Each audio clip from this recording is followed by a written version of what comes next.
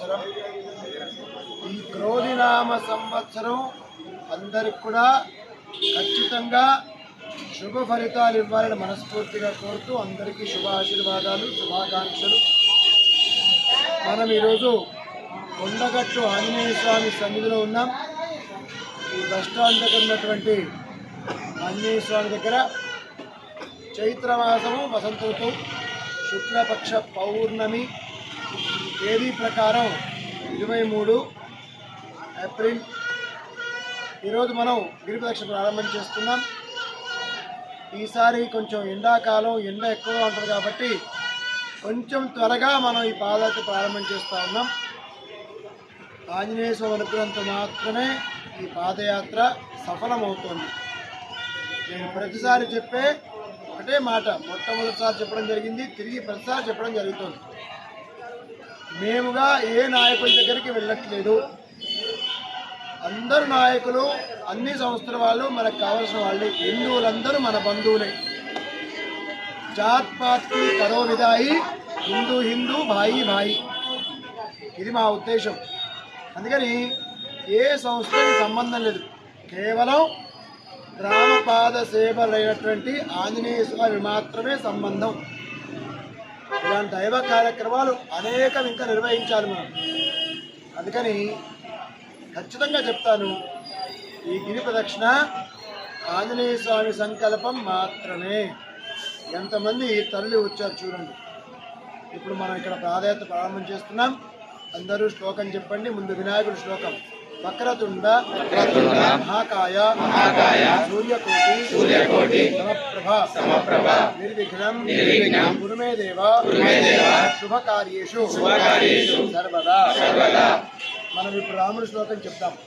చెప్పండి. శ్రీరామ రామ రామేతి రమే రామే మనోరమే సహస్రనామ తత్తుల్యం రామనామ వరాననే. బుద్ధిః బలం యశో ధైర్యం నిర్భయత్వం అరోగతాం అజాడ్యం వాక్ పటుత్వంచ హనుమతు భక్తులకు తెలియజేయడం జరుగుతూ ఉంటుంది. ప్రతి పౌర్ణమి ఈ ఆంజనేయ స్వామి సన్నిధిలో నమస్కారం చేసుకొని కొండ చుట్టూ తిరిగేసి రావాలి. 17-18 కిలోమీటర్ల గిరి ప్రదక్షిణ.